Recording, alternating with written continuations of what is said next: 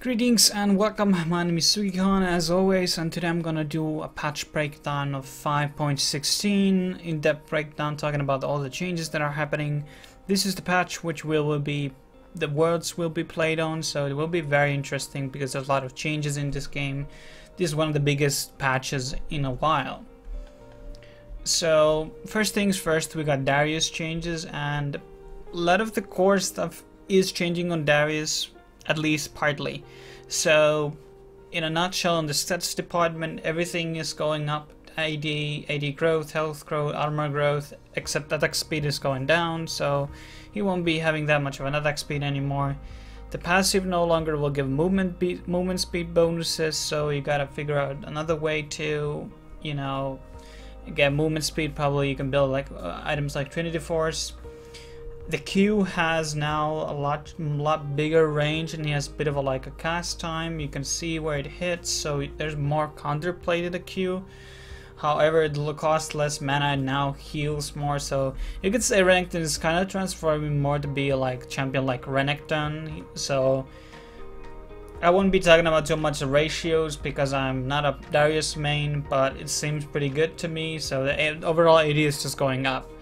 And Crippling Strike, pretty much what they're doing here is they decreasing the slow duration and increase the cooldown. You can't spam it so frequently, and it has less damage. And this will be an ability that you will be able to spam less now, and it doesn't have an attack speed decrease anymore. But what they did is they moved some of the slow to apprehend, so once you apprehend people, they will be slowed for 1 second, and for 90% ratio, which is kind of big. And cast time is of course a bit lower. And as for the ultimate, the damage is going a bit down, but the actual cost and for the last level is 0 mana, so you can always spam it.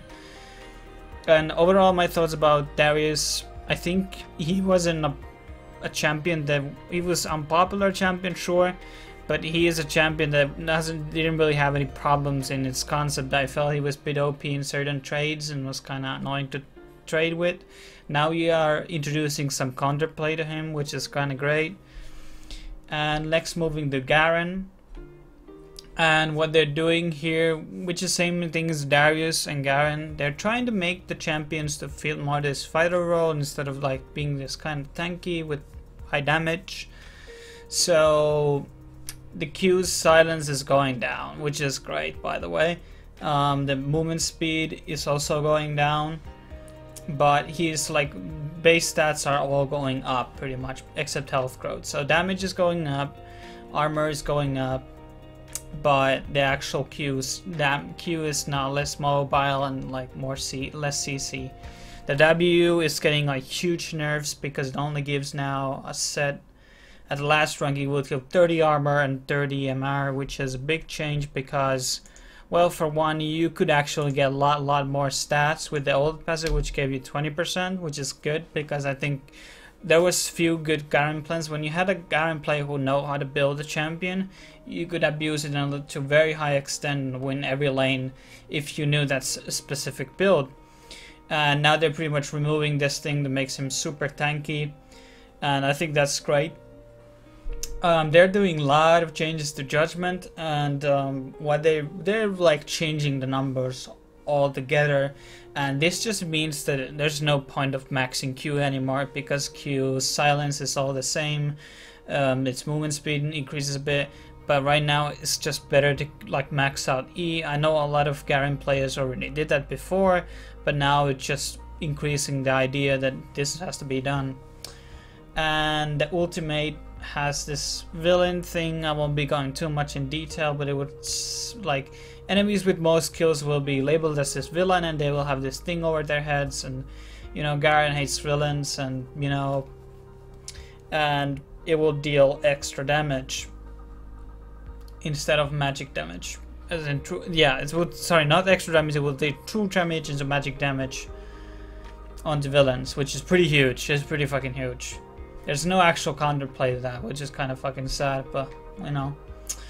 Skarner is getting a lot of changes. Again, you know, attack damage going high, but health is going lower. One of the big problems I see here is that it's introducing this crystal thing. There's 4 crystals points which give you like mana and extra attack speed while you fight on that ground. It's like a kind of like Drando's W, but the problem is that you have to capture them, and they are all in the jungle. And what this practically means that you are forcing Skarner to be in jungle. I like to play him on top lane, but because of this change that they are in jungle locations, they're pretty useless in lanes. So if you're a Skarner top laner, you're not, or a support Skarner for instance, these are like a very useless change, and this is Riot doing again, forcing this champion to be played in this one certain way.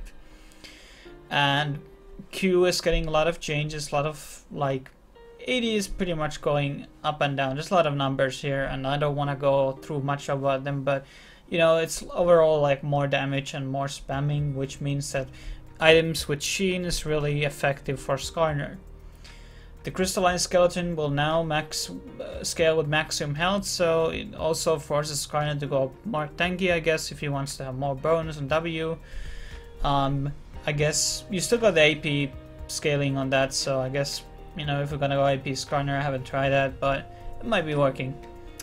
And Fracture is pretty much the same, not too much to talk about here, except the slow duration is going down, and the missile speed will decrease from each champion hit, but it also will stack the Crystal Venom thing, which is from the old set too.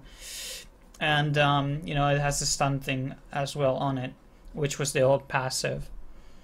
And the ultimate, roughly around the same. Now it does actual additional Skarner's total AD, which means that now if you build AD, you're gonna do actually considerable good of amount of damage with the ultimate. Now it can be like a bit of a killer move. And here's another champion that they're trying to force to play it on support role, which I like him kind of. I don't really view him as like his champion design and everything. I view him as a support, but this is what they're doing. And to summarize, there's a lot of stats changes again. Movement speed is going a lot lower, which is pretty shocking because he's not getting a lot of mobility from any of his items. Now you're forced to buy the Luden's Echo for sure, and without that item you're never gonna catch anyone. Attack range is higher though, which means, which I will be talking about later, also you have a passive called, the passive is getting changed, so it's no longer like a random shield, it will be based on your max health. So I guess if you're going for tank support, you're gonna have a lot more of that passive shield.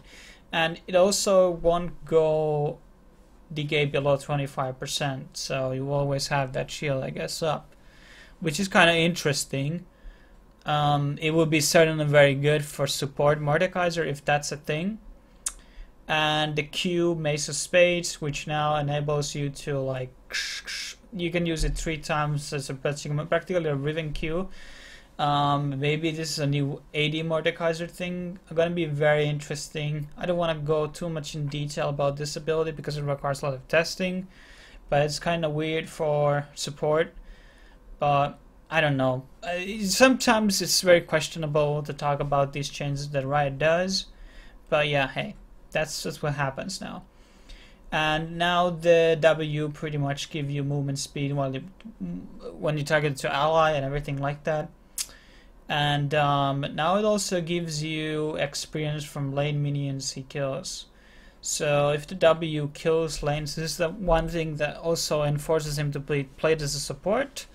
I'm not sure, maybe he can still be good in mid lane. Maybe he goes to more from top lane to mid lane now because of these changes, especially on the Ultima, which I'll talk about a lot soon. And Symphony of Destruction, damage is going a lot down, but it has an 80 ratio. Why the fuck you would do that? Why would you do an 80 ratio on this champion? Do you want Mordekaiser to be played as fucking 80 now? This doesn't make any fucking sense. And it gives now 15% of Ironman's maximum shield when hitting champions. That's pretty a lot. That's a lot. Cooldown is also a bit lower. And here's the interesting part. The ultimate, which is getting a lot of changes apparently, is that the ghost now deals less damage, but you can use it on the dragon. So the dragon will become your ghost, One interesting thing about the difference between the dragon is he does flat damage and has a ranged attack, of course. So this pretty much means that it's actually a pretty good siege tool.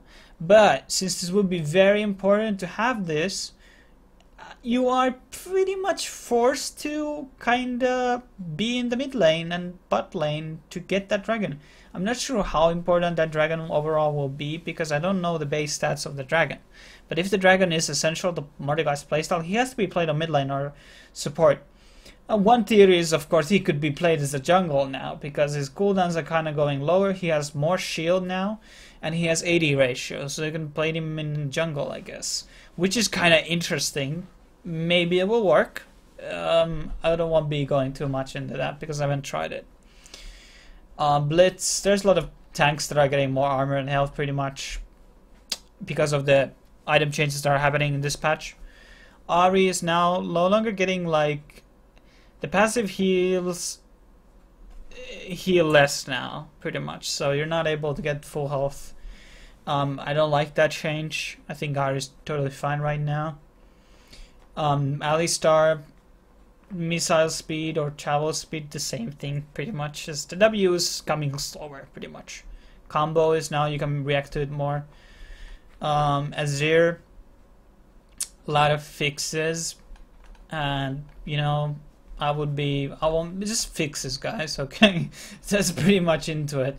And this is not the last or the first patch where Azir will be getting fixes, guys. So I think that's kind of important thing to remember.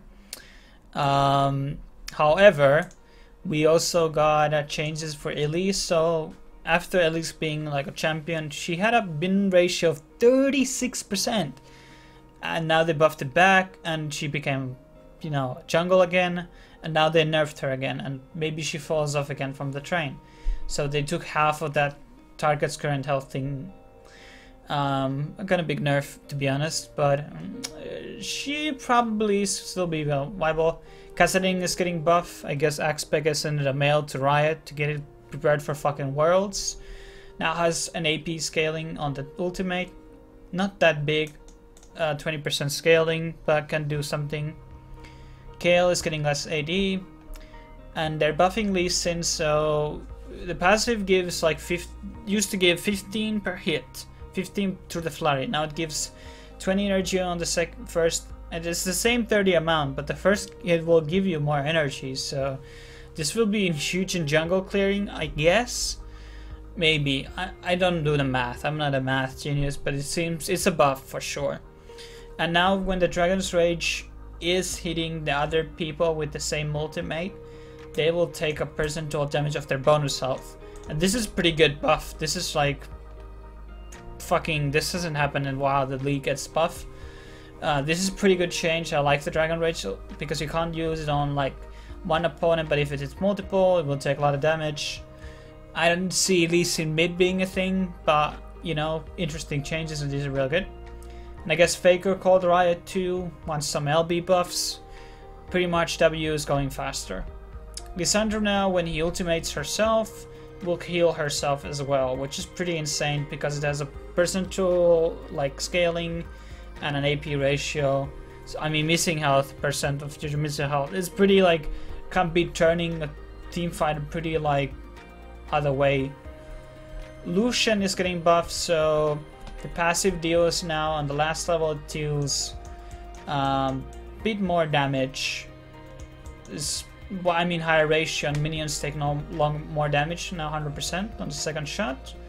And Ardent Blazer now can be triggered by allies. Two kind of big changes. The duration on the W is slower, though, is half of what it was. But I think these are really like good buffs because Lucian became like super weak and people were still playing it on competitive, and I don't think he has been viable since the last nerfs. And I think this will be a good buff, but I think the problem is that the Q can be dodged too easily right now, and it has maybe like too slow attack animation. More range to Symphony Q on Naxus. Nami is getting buff, more ratio on the passive, And now everything that gets, you know, hit by the tidal will give the double of the surging tide. So they get 120 movement speed while they're going through that ultimate. That's pretty significant. So I will be seeing a lot of Nami in the worlds for sure. I like this champion, and I'm great for these buffs. Rammus has now more damage on the W. It's going to be really sick damage because the Thornmail is getting changes, which I will be talking about later in this patch. This patch is huge, guys, by the way.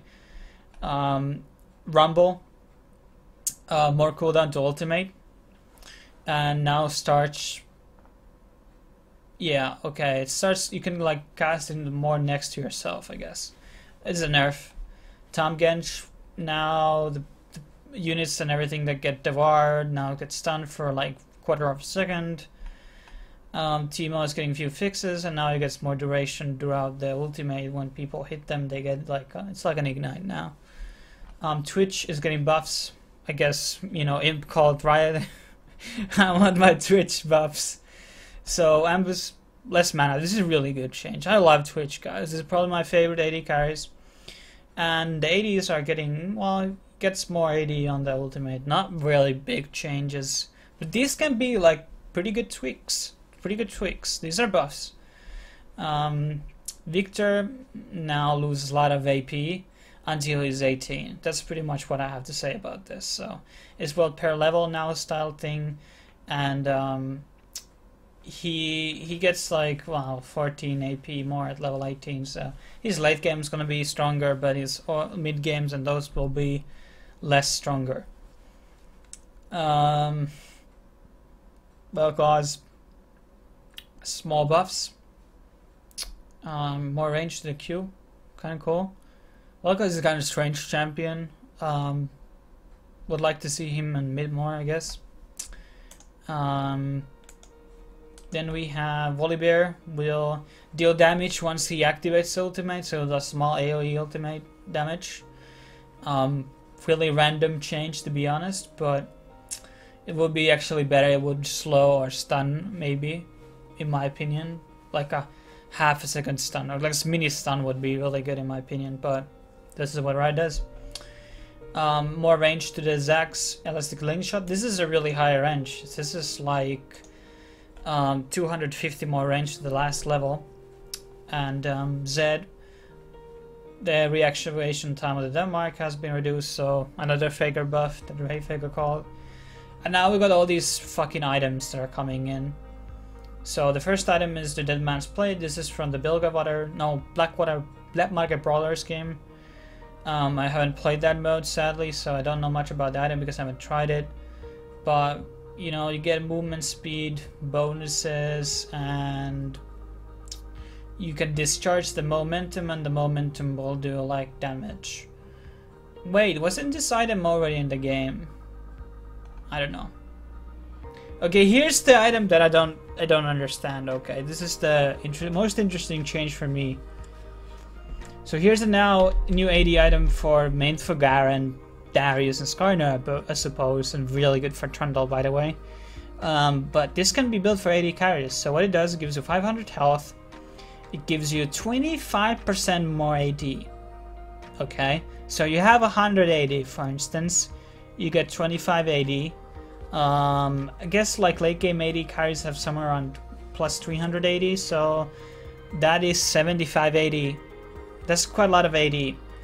And then it says taking at least 400 to 1.8k damage, you will get this Primal Rage thing, which causes you to increase size. You get additional 25%, so this 150 AD, 150 AD.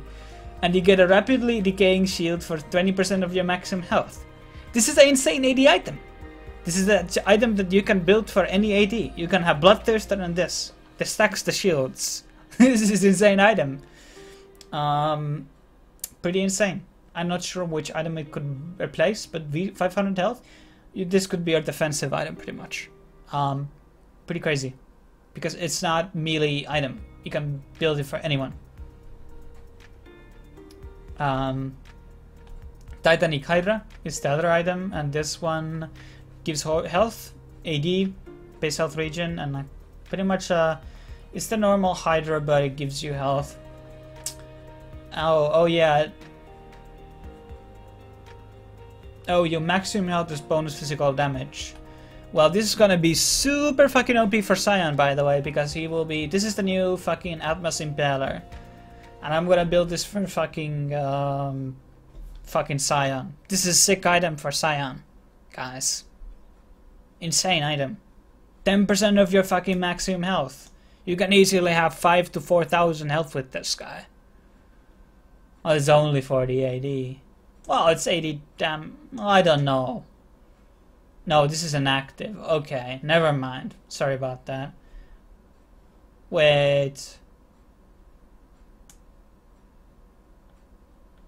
Yeah, I think this is pretty OP still for Scion, guys. I had to try it out, experiment it. Warmogs, you know, give us more health regen now, on the base health regen, and has more cost.